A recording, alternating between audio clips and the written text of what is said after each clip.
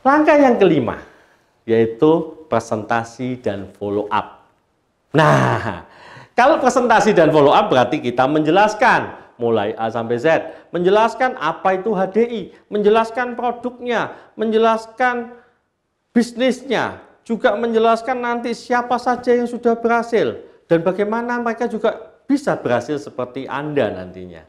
Nah, presentasi dan follow up. Siapa saja yang dipresentasi dan follow up? Oke, yang pertama adalah prospek yang baru Anda kenal. Ya, itu blind prospek. Belajar presentasi. Saat awal Anda mungkin mengikutkan atau Anda mengajak prospek Anda datang ke sebuah pertemuan presentasi yang dilakukan oleh orang yang mensponsori Anda maupun yang Anda ajak di event-event besar atau event umum, PUS maupun BEM. Silahkan. Setelah Anda datang berkali-kali, saya yakin Anda mulai mengenali, mulai tahu cara presentasi. Nah, Anda nanti minta di role play, ya, atau latihan presentasi. Saat itu Anda sudah bisa mandiri. Ya, presentasi mudah. Saya yakin 5 sampai 7 kali, 10 kali nggak apa-apa. Anda ikuti saja PUS, BEM, atau presentasi. Anda minta di role play dan saat itu Anda sudah mulai bisa mandiri. Kemandirian Anda akan membuahkan hasil yang lebih besar lagi. Anda juga bisa mengajarkan hal yang sama ke rekan kerja Anda. Sehingga tim Anda semuanya punya kemampuan presentasi. Nah, setelah Anda melakukan role play, tentunya Anda bisa punya kepercayaan diri. Ya, saya pun memulai dari presentasi itu one on one. Atau saya menghadapi prospek saya 1 orang. Nanti setelah itu berkembang menjadi saya menghadapi 2, 3, 5, 10, 50, 100, ya ratusan bahkan bisa ribuan. Ini semua ya butuh proses dan semakin jam terbang kita tinggi, semakin kita memahami dan bisa menguasai audiens kita. Jadi ya itu mudah sekali presentasi ya. 1 bulan Anda bergabung, bahkan 2 minggu saya yakin Anda juga mampu melakukannya. Mulai one on one, nanti 1 lawan 2, berhadapan dengan 5, 10 sampai ratusan. Setelah Anda presentasi, yaitu follow up. Penting sekali, karena tidak semua orang langsung menyatakan diri bergabung. Ya ada yang ragu-ragu. Ada yang butuh dijelaskan lebih detail. Mungkin saat presentasi tergesa-gesa, hanya kita punya waktu 10 menit, 15 menit. Bisa jadi mereka tidak fokus dengan penjelasan, apakah itu di kantor, di sebuah event, ataupun di rumah dia, atau di kafe. Ya, wajar. Jadi presentasi juga bisa saja 2-3 kali. Ya, orang-orang yang Anda presentasi belum semuanya bergabung, belum memutuskan semuanya bergabung. Nah, Anda juga bisa meminjamkan info pack. Ya, Anda bisa menanyakan kepada upline, orang yang mengundang Anda di bisnis ini. Oke, pinjamkan info pack dalam 1-2 hari. Anda juga bisa melakukan follow up. Ya, menanyakan ulang dan dalam follow up Anda bisa mengajak serta upline Anda, orang yang mensponsori Anda, atau upline-nya lagi, upline leader, supaya prospek Anda lebih mantap, ya, lebih mengetahui tentang bisnis ini dan mereka tidak ragu-ragu untuk mengambil keputusan. Itulah gunanya InfoPack. Jadi pinjamkan. Miliki InfoPack, segera Anda bisa menanyakan di kantor ataupun pada upline Anda. Ada juga follow up orang yang sudah kita kenal. Kita sudah presentasi. Apa lanjutannya bersama upline Anda? Follow up terhadap orang yang ragu-ragu, macamnya banyak ya. Follow up terhadap orang yang baru di closing, rekan kerja Anda. Jangan membiarkan rekan kerja Anda sendirian tidak tahu apa yang harus dilakukan.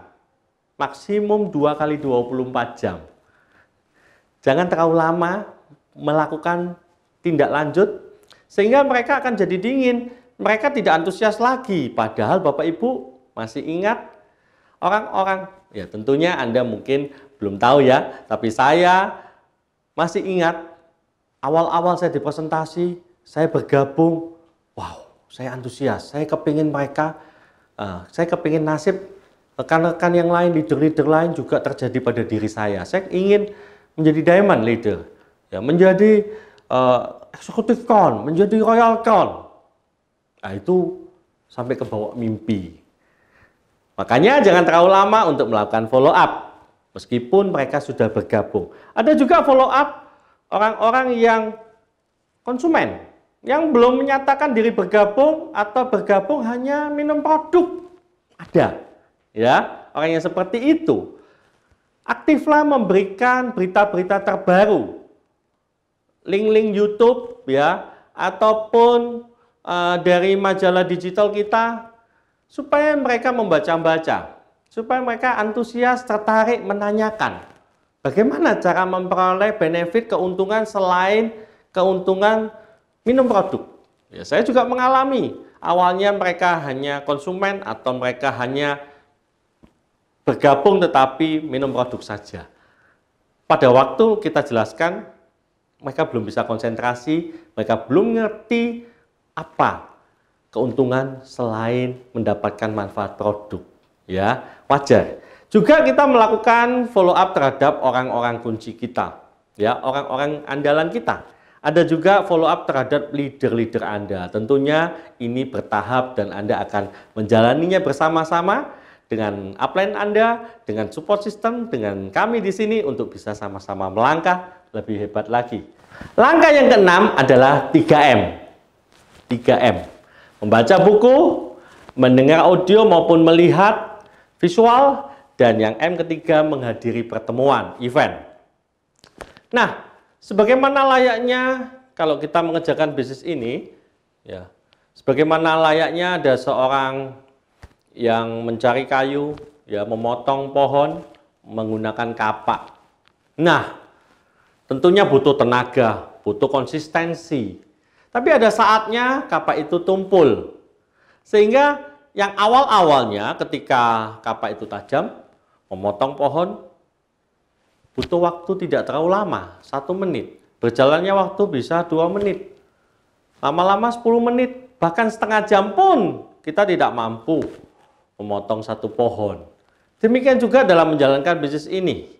Ya, butuh ilmu, butuh cara untuk membuat produktivitas kita selalu baik dan bisa menjadi lebih cepat.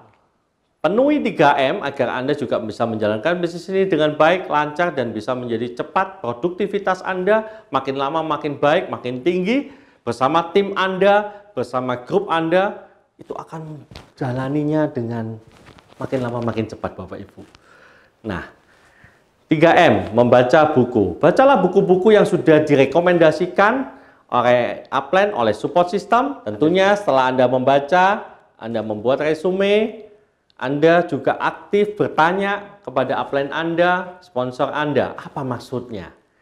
Jangan ragu untuk membahas buku-buku yang sudah disarankan supaya bisnis kita makin maju. Mendengarkan pelajaran-pelajaran, ya, dengan setiap hari kita meluangkan waktu 30 menit sampai 1 jam, itu akan membuat pengalaman-pengalaman para leader-leader juga bisa kita nikmati. Ya, mendengar audio maupun melihat secara visual dengan tayangan di streaming di handphone Anda juga mendapatkan ilmu lebih cepat lagi, ya, lebih banyak lagi, lebih lengkap lagi. M yang ketiga yang itu menghadiri pertemuan. Ini yang terbaik, Bapak Ibu. Ya, tentunya dengan menghadiri pertemuan kita bisa melihat ekspresinya, kita juga indera perasa kita bisa merasakan antusiasnya dari sebuah acara. Kita juga bisa mengetahui sukses story, kisah-kisah berhasilnya orang-orang yang menjalani ini. Lain, Bapak Ibu, ya. Baik kita belajar dari internet, oke, saya juga belajar, tapi juga saya menyempatkan diri dengan adanya pertemuan yang live.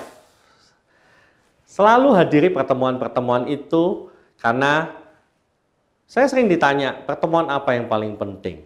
Pertemuan yang paling penting adalah pertemuan yang tidak Anda ikuti. Jadi jangan tinggalkan pertemuan karena bisa jadi pertemuan yang Anda tinggalkan, Anda tidak ikut. Disitulah jawaban dari masalah Anda. Kita tidak pernah tahu. Kita mendapatkan masalah, kita tidak pernah tahu, tapi saya yakin jawabannya ada di pertemuan itu. Jangan tinggalkan pertemuan, ikuti semua, supaya Anda lebih cepat maju, Anda memiliki jaringan lebih besar, dan Anda bisa meraih impian Anda. Langkah yang selanjutnya, langkah ketujuh adalah konsultasi. Dari tadi kok sepertinya enak ya, kok sepertinya mudah dalam menjalankan bisnis ini. Iya, sesungguhnya bisnis ini mudah, enak, akan tetapi kalau kita, ya namanya bisnis, ya kalau kita mau jujur, ada saja kesulitan-kesulitan, ada saja masalah-masalah. Nah, bersyukurlah Anda mengenal bisnis ini saat ini. Karena masalah-masalah yang kami alami, yang 10 tahun yang lalu, 20 tahun yang lalu, 25 tahun yang lalu, Bapak Ibu network marketing tentunya punya kesamaan masalah. Gitu-gitu aja. Masalah itu selalu berkutat pada prospecting. Saat mereka berjalan, mereka belum mau menjalankan sistem, sulit, merasa tidak percaya diri, atau merasa tidak bisa bicara. Nah, langkah ketujuh adalah jawabannya, yaitu konsultasi. Anda boleh melakukan konsultasi setiap saat, bahkan Anda harus melakukannya secara rutin. Manfaatkan langkah ketujuh sebagai jawaban dari masalah Anda. Para upline, leader Anda akan sangat senang sekali ketika Anda melakukan konsultasi. Bisnis ini, bila mana ada kesulitan, bukan berarti Anda pasti mengalami kesulitan yang tidak bisa Anda selesaikan. Ya, kalaupun ada masalah-masalah kesulitan, tentunya bisa Anda ketahui solusinya kalau Anda melakukan konsultasi. Berkonsultasilah kepada upline. Karena setiap masalah lari ke atas, ke upline Anda, orang yang mensponsori. Misalnya begini Bapak Ibu, misalnya Anda dari Surabaya ingin ke Jakarta. Anda memiliki beberapa choice pilihan. Yang pertama, apakah Anda bertanya sama orang yang belum pernah dari Surabaya ke Jakarta? Dia belum pernah, tidak pernah. Atau Anda bertanya dengan orang yang dari Surabaya mau ke Jakarta, tapi sesampai di Semarang, dia balik lagi. Atau dia tidak pernah ke Jakarta. Atau pilihan yang ketiga, Anda bertanya dari orang yang dari Surabaya, bertanya kepada orang yang dari Surabaya ke Jakarta. Sudah pernah, bahkan berkali-kali. Mana yang Anda pilih? Saya yakin Anda memilih yang ketiga, yaitu bertanyalah pada orang yang sudah pernah. Bayangkan saja kalau kita ingin belajar membuat kue. Kita bertanya sama tukang batu, apa yang terjadi kue yang nanti kita buat? Bisa seperti batu Bapak Ibu. Ya, atau bertanya sama pekerja bangunan, wow, adonan semen dipakai nanti. Ya, bertanyalah pada orang yang ahli, yang tepat.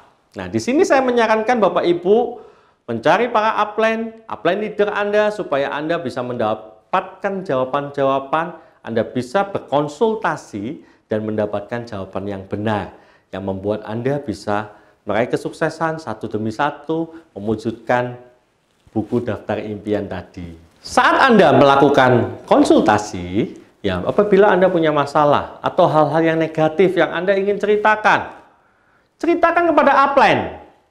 Jangan kepada rekan kerja Anda, jangan kepada downline Anda. Ya, ingat konsultasi yang negatif larinya ke atas. Ingat ya, larinya ke atas. Sedangkan kalau Anda lagi bersemangat, hal-hal baik, Anda berhasil closing, Anda ceritakan ke bawah, ke rekan kerja Anda. Hal-hal yang positif, ceritakan ke rekan kerja Anda, downline Anda. Tapi kalau hal-hal negatif, jangan sekali-kali Anda bercerita kepada downline Anda. Sekalipun downline Anda itu adik Anda, kakak Anda, orang tua Anda, no. Atau pacar Anda. Bagi yang masih pacaran, tidak boleh, ya, hukumnya jangan. Ya. Nah, kalau Anda mau bercerita tentang hasil berhasil Anda, closing Anda, ke upline juga boleh. Upline bukan menjadi satu-satunya cerita gagal stres Anda. Yang positif pun boleh ke upline. Tetapi khusus untuk yang negatif harus ke upline, tidak boleh ke downline. Ya.